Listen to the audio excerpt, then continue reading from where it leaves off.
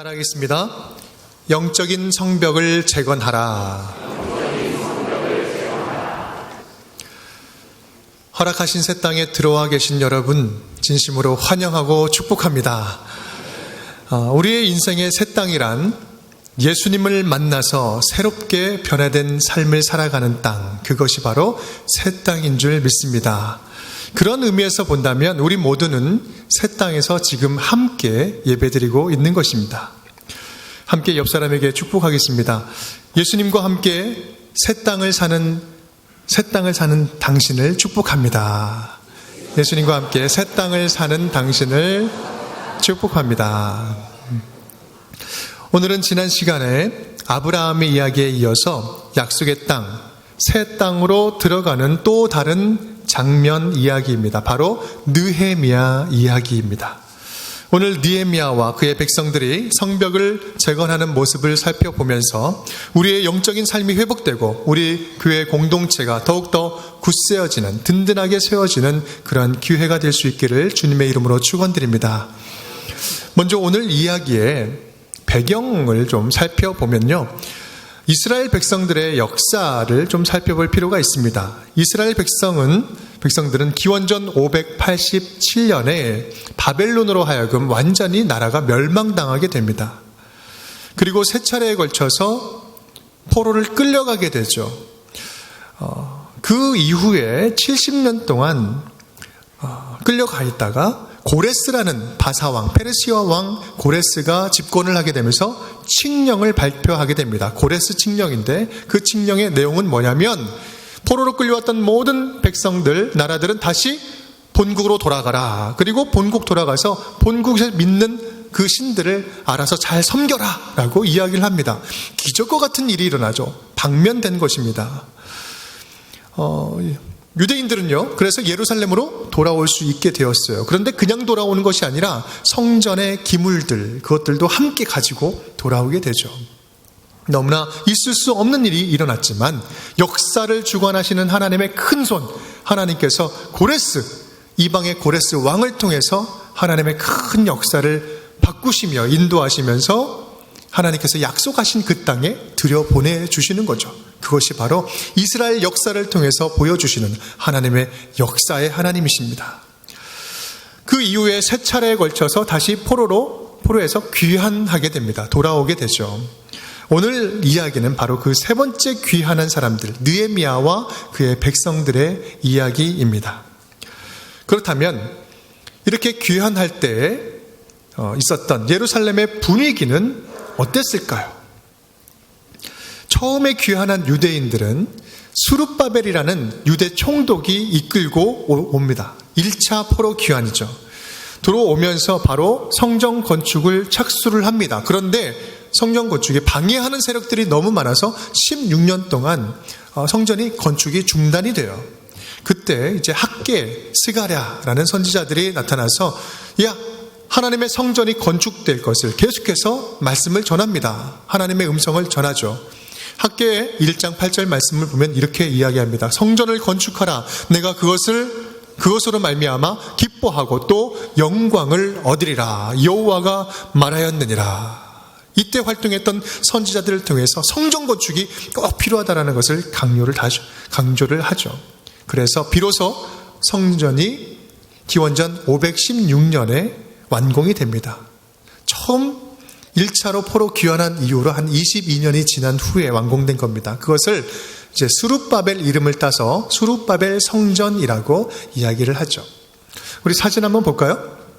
지금 현재의 예루살렘의 모습입니다. 익숙하시죠? 앞에 보이는 그런 황금 모스크는요, 성전에 지성소가 있던 장소, 그 자리입니다. 그런데 691년, 그러니까 지금으로부터 한 1400년 정도에 이슬람 제국이 그 땅을 점령하면서 이슬람 사원으로 만든 것입니다. 유대교의 성지이면서, 기독교의 성지이면서 이슬람의 3대 성지 가운데 하나예요. 그래서 항상 분쟁이 끊이지 않는 긴장이 가득한 곳입니다. 앞에 그 황금은요, 1994년도에 요르단에서 그 돈을 대서 18K로 다 뒤덮었다고 그래요. 비싼 곳입니다. 다음 사진 한번 볼까요? 네, 이 사진은 예수님 당시의 성전의 모습입니다. 헤롯 성전이라고 이야기를 합니다. 헤롯 성전. 46년 동안 지었어요. 탈무드에 보면 만일 평생에 성전을 본 적이 없다면 아름다운 건물을 난 봤다고 얘기하지 말아라 라고 이렇게 되어 있어요. 그만큼 굉장히 아름답고 화려한 건물이었죠. 헤롯이 유대인의 환심을 사기 위해서 지었던 아주 화려하고 멋진 성전이었습니다. 그런데 예수님께서는요, 그 맞은편 감람산에서 바라보시면서 저 성전을 바라보시면서 우셨던 거예요. 성전이 무너질 것들을 바라보았던 거죠.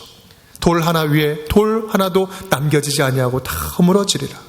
그것이 또 이루어지죠. 다 무너집니다. 자, 세 번째 사진 볼까요? 이 성전의 모습들이 어떻게 변화됐는지 대략적인 그림으로 변천의 모습을 보여줍니다. 첫 번째 세웠던 솔로몬 성전, 솔로몬이 지은 것이죠. 996년 정도에 세웁니다. 그리고 바벨론으로 끌려가면서 완전히 회파됩니다. 그러고 나서 오늘 등장하는 느헤미야가 보고 있는 성전이 바로 수룹바벨 성전입니다.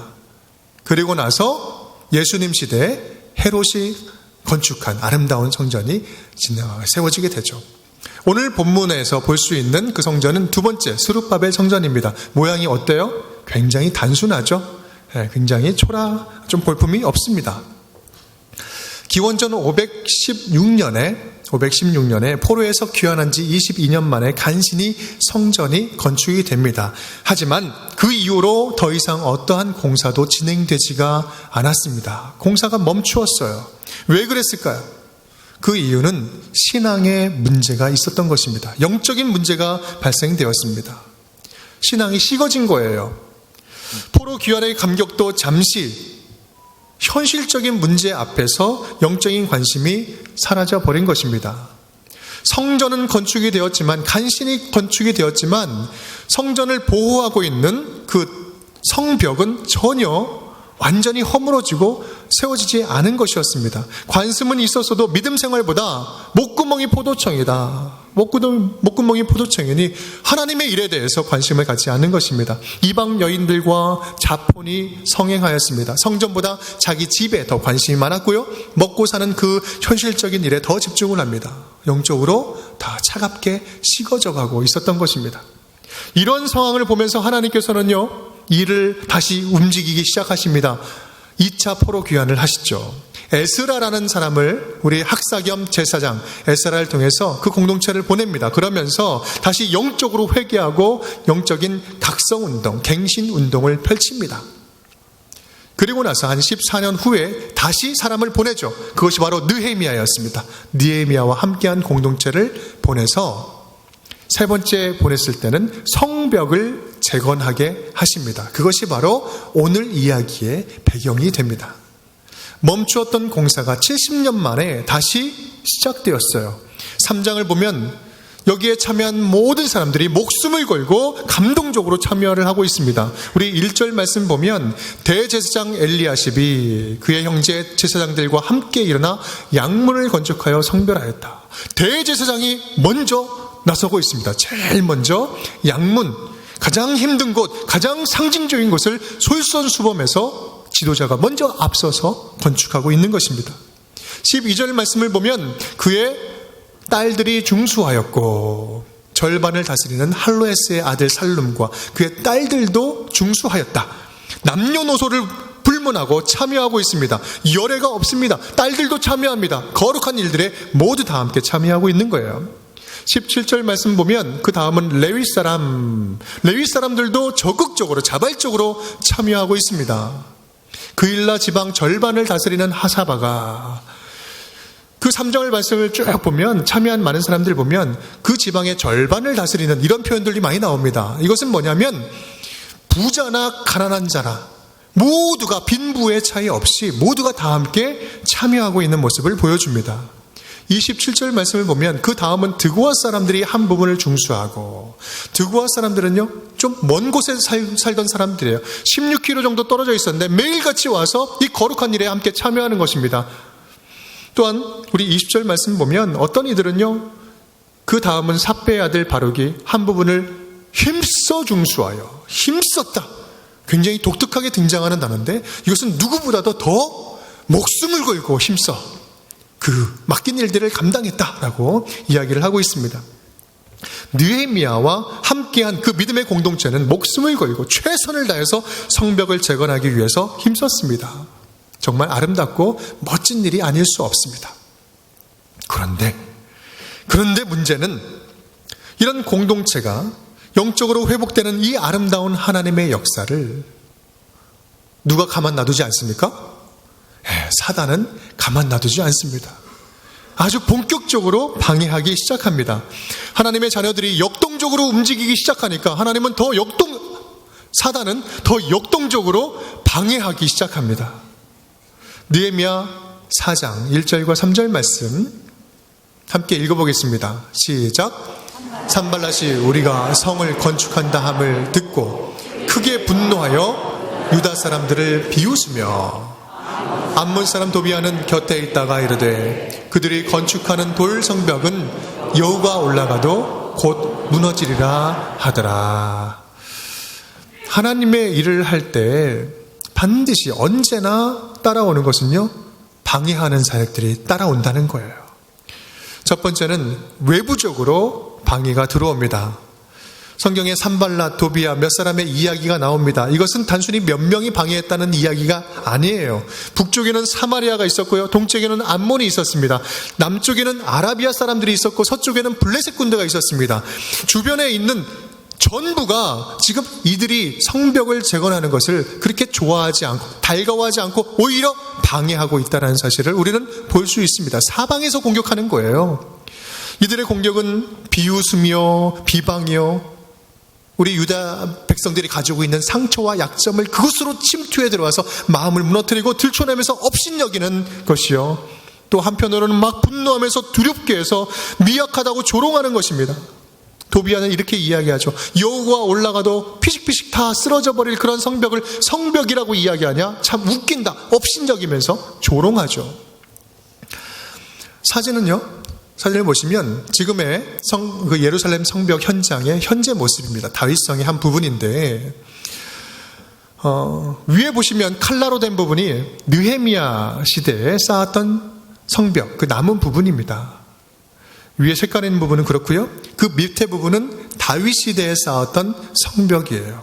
그 성벽 위에 조금 더 이렇게 쌓은 것이죠. 성벽이라는 게 뭐 거창한 것이 아닙니다. 굉장히 초라해 보입니다. 아니, 초라합니다. 무시당할 만큼 초라한다 할지라도 이것은요, 영적으로는 굉장히 큰 의미가 있었던 것입니다. 이러한 대적들의 공격, 비방은 너무나 거셌습니다. 성전도 16년 동안 아무것도 누구도 건들지 못하다가 세워지잖아요. 지금도 70년 동안 이루어지지 못하고 있는 상황입니다. 그런데 이렇게 거센 그런 방해에 느헤미야는 어떻게 반응을 하고 있을까요? 느헤미야는 직접 상대하지 않습니다. 우리 4절 5절 말씀 우리 함께 읽어보겠습니다. 시작. 우리 하나님이여 들으시옵소서. 우리가 업신여김을 당하나이다. 원하건대 그들이 욕하는 것을 자기들의 머리에 돌리사 노략거리가 되어 이방에 사로잡히게 하시고 주 앞에서 그들의 악을 덮어두지 마시며 그들의 죄를 도말하지 마옵소서. 그들이 건축하는 자 앞에서 주를 노하시게 하였음이니이다. 아멘. 바로 그래요. 느헤미야가 좀 누구한테 들고 나갑니까? 대적을 향해서 그들과 상대하고 엉켜 싸우지 않습니다. 이 모든 것들을 그대로 하나님 앞에 올려드리고 하나님께서 판단하여 주옵소서, 다스려 주옵소서 이야기를 합니다. 또한 9절에서는 이렇게 이야기합니다. 우리가 우리 하나님께 기도하며 영적인 전쟁의 가장 강력한 무기는 두말할 나위 없이 바로 기도입니다. 기도만이 승리할 수 있습니다. 같이 엉겨서 싸우면 함께 망합니다. 혹시 억울하게 비방을 당하거나 그런 욕먹고 그런 일들을 당하시는 분들 계십니까? 그 모든 문제를 그 사람과 싸우지 마십시오. 이것을 들고 하나님께 들고 나아갈 수 있기를 바랍니다. 기도만이 승리할 수 있습니다. 느헤미야는 기도로 반응했습니다. 그리고 또 하나의 반응이 있었습니다. 그것은 바로 하던 일을 멈추지 않고 계속해서 하는 것이었어요. 우리 6절 말씀 제가 읽겠습니다. 이에 우리가 성을 건축하여 전부가 연결되고 높이가 절반에 이르렀으니 계속해서 일을 행하느니 이제 절반에 이르렀습니다. 이는 백성이 마음들여 일을 하였음이니라. 이것을 성경의 다른 번역, 쉬운 번역을 보면요, 비웃음과 조롱 속에서도 성벽 재건은 계속되었다라고 표현을 하고 있습니다. 외부적인 방해가 심해지면 심해질수록 느헤미야와 그의 공동체는 멈추지 않고 공사를 계속해서 더욱더 철저하게 진행해 나갔습니다. 하지만 더욱더 철저하게 나아가는데 사단의 방해 또한 더욱더 철저하게 계속해서 찾아오는 것입니다. 멈추지 않는 것이죠. 더 은밀한 방법으로, 더 교묘한 방법으로, 더 치명적인 방법으로 공격을 계속합니다. 그것은 바로 어떤 공격이냐면 내부적으로 막 흔들리게 하는 것입니다. 마음을 흔들리게 하는 거예요. 우리 10절 말씀 우리 함께 읽겠습니다. 시작. 유다 사람들은 이르기를 흙무더기가 아직도 많거늘 짐을 나르는 자의 힘이 다 빠졌으니 우리가 성을 건축하지 못하리라 하고, 정말 힘 빠지는 소리 하는 거예요. 힘이 쫙쫙 빠집니다. 뭔가를 해보려고 하는데 흙무더기가 아직도 이만큼 쌓여있고 우리는 너무 힘들어 죽겠다, 못하겠다, 그리고 우리는 정말 못하겠다라고 이야기하는 겁니다. 이게 지금 누가 하는 이야기입니까? 유다 사람들이, 동족입니다. 하나님을 아는 자들이에요. 성벽이 필요한 것을 아는 자들입니다. 하지만 결정적으로 하나님보다 더 눈에 보이는 대적을 더 두려워하는 자들이었습니다. 성벽 재건에 참여하지 않는 자들이었죠. 적극적으로 참여하지 않는 자들이었습니다. 아니, 적당히 막 참여는 하는데 불평하면서 왜 이거 해야 되냐고 그렇게 그냥 억지로 하는 사람들이었습니다. 구색만 맞추는 자들이었죠. 그 마음과 생각에는 부정적인 생각들로 가득 차 있는 자들이었어요. 할 일이 너무 많네. 이건 기쁜 일이 아니라 막 고된 일이에요. 아유, 힘들고 힘도 빠지고 못하겠다는 겁니다. 혹시 우리 마음에 믿음이 식어지는데, 점점 식어져 가고 있는데 무방비 상태로 손 놓고 있지는 않습니까? 우리는 영적인 무너진 성벽들을 목숨을 걸고 다시 쌓아야 합니다. 왜 목숨을 걸고 쌓아야 할까요? 왜 목숨을 걸고 쌓아야 합니까? 영적으로 식어지는 것은요, 단순하게 믿음에 그냥 황폐해지고 피폐해지는 것이 아니라 이것은 바로 영적인 수치이기 때문입니다. 느헤미야는 그것을 분명히 바라보았고 분명히 그것을 선포하고 있습니다. 70년 동안 누구도 건들지 못했던 그 상황에 느헤미야는요, 백성들을 이렇게 일깨우고 있습니다. 우리 17절 말씀, 2장 17절입니다. 시작. 후에 그들에게 이르기를 우리가 당한 곤경은 너희도 보고 있는 바라. 예루살렘이 황폐하고 성문이 불탔으니 자, 예루살렘 성을 건축하여 다시 수치를 당하지 말자 하고. 아멘. 그렇습니다. 지금 성벽이 무너진 것은 단순하게 건물이 무너진 것이 아닙니다. 이것은 영적으로 수치스러운 일이다. 성벽이 무너진 것은 이스라엘 백성들에게 역사적인 수치요, 영적인 수치였습니다. 하나님이 없는 예루살렘은 아무리 성전 기물을 보내고 사람들을 보내서 다시 세운다 할지라도 하나님이 그곳에 있지 않으면 예루살렘 성벽은 그냥 쓰러져 있는 돌무더기일 뿐입니다. 하나님의 자녀가 신앙을 잃어버린다면 그것은 살아서 숨쉬고 있는 것 같지만 죽은 목숨이에요. 다시는 수치를 당하지 말자. 하나님이 계셔야 할 자리에 다른 것들이 그 자리에 앉아있고, 하나님을 섬겨야 할 때에 자신의 욕망으로 그 자리에 가득 차 있는 것, 하나님을 향한 그 마음이 식어지고 믿음이 차가워지는 것, 그리고 그래서 약속의 땅을 잃어버린 것, 이것은 너무나 수치스럽고 너무나 고통스러운 문제이기에 다시는 그런 수치를 반복되지 말자. 느헤미야와 함께했던 공동체의 영성에 그 말씀이 들어간 거예요. 느헤미야와 공동체는 이 영적인 무너짐이 얼마나 수치스러운 일인지 깨달았기에 목숨을 걸고 회복하고자 노력했던 것입니다. 느헤미야는요, 이 영적인 전쟁에서 짧고 분명하게 세 가지를 외칩니다. 첫 번째는 뭐냐면 다 함께 흩어지지 말고 모여라 라는 사실입니다. 우리 20절 말씀 밑줄 친 부분만 함께 읽겠습니다. 시작. 너희는 어디서든지 나팔 소리를 듣거든 그리로 모여서 우리에게로 나아오라. 아멘. 모두를 한 곳으로 모읍니다. 절대로 흩어지면 안 된다라는 사실입니다.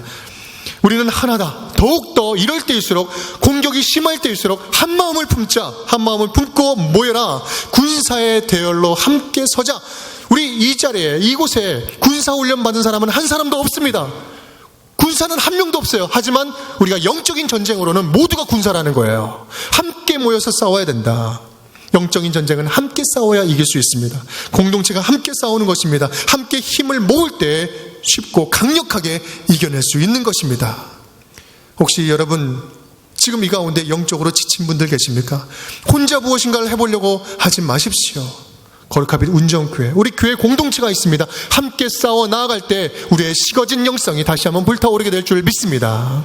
두 번째로 느헤미야는 선포합니다. 하나님만 기억해라. 하나님만 기억해라. 하나님만 기억해라. 우리 14절 말씀 밑줄 친 부분 시작. 그들을 두려워하지 말고 지극히 크시고 두려우신 주를 기억하고. 아멘. 우리의 백그라운드에 누가 있다? 크고 두려우신 우리 하나님이 살아계신다. 내 편, 내 아군의, 내 뒤에서 아군이 지켜 보호하고 있는데 네 뒤를 바라보아라. 네 뒤에는 누가 있다? 하나님이 있다. 이 하나님이야말로 진짜 크신 하나님이고 진짜 두려워하실 분이다. 전능하신 분이다. 하나님만 의지해라. 영적인 싸움은요, 다른 것으로 싸우는 싸움이 아닙니다. 믿음으로 싸우는 싸움입니다. 이미 승리한 예수 그리스도를 의지하여서 나아가는 싸움이 바로 영적인 싸움입니다. 또한 이 말씀을 통해서 알 수 있는 것은 내가 무너지면요, 누구도 무너져요. 형제요, 자매요, 아내요, 모든 자식 식구들이 다 같이 무너지는 것입니다. 영적인 책임감을 가지고 싸우라는 거예요. 너에게는 영적인 책임감이 있다는 거예요. 끝까지 싸워야 하는 전쟁입니다. 여러분 분명히 기억하시길 바랍니다. 나의 믿음은 나의 믿음에서 끝나지 않는다는 사실이에요. 나의 믿음을 보고 따라오는 자들이 있어요. 우리 자녀들이 그렇고요, 믿음의 후배들이 그렇습니다. 다음 세대가 그렇습니다. 그러하기에 우리는 영적으로 이 싸움을 싸워갈 때 영적인 책임감을 가지고 끝까지 싸워 나가야 됩니다. 그것이 바로 저와 여러분에게 주시는 하나님의 사명입니다. 느헤미야는 세 번째 외칩니다. 목숨을 걸고 싸우자. 목숨을 걸고 싸우자. 우리 16절과 17절 말씀 다 함께 굵은 불씨만 함께 읽겠습니다. 시작. 내 수하 사람들의 절반은 일하고 절반은 갑옷을 입고 창과 방패와 활을 가졌고 다 각각 한 손으로 일을 하며 한 손에는 병기를 잡았는데. 아멘. 그렇습니다. 한 손에는 병기를 잡고요, 한 손에는 벽돌을 쌓는 일을 하고 있습니다. 긴장을 놓치지 않는 것입니다. 어느 한순간도 놓치지 아니하고 두 가지 일을 함께 하는 거예요. 18절 말씀 보면 칼을 차고 건축하는 일을 하고 있습니다. 낮에는 일하고 밤에는 적군들이 들어오지 못하도록 파수하는 거예요. 이규대로 쪽잠을 자면서 이규대로 계속해서 쉼 없이 성벽을 재건하는 것입니다. 얼마나 힘든 일입니까? 목숨을 걸고 싸우면서 공사까지 하는 거예요. 믿음을 새롭게 하고 영적으로 다시 회복하기 위해서는요, 하나님을 단단하게 의지하는 그 믿음, 기도하면서 나가는 믿음과 동시에 또한 단단히 각오하면서 하던 일을 계속해서 주의 일을 감당하는 것입니다. 오늘 주님 말씀 붙잡고 다시 일어설 수 있기를 주님의 이름으로 축원드립니다. 주님께서는 우리의 무너진 영적인 성벽이 다시 회복되기를 간절히 원하십니다.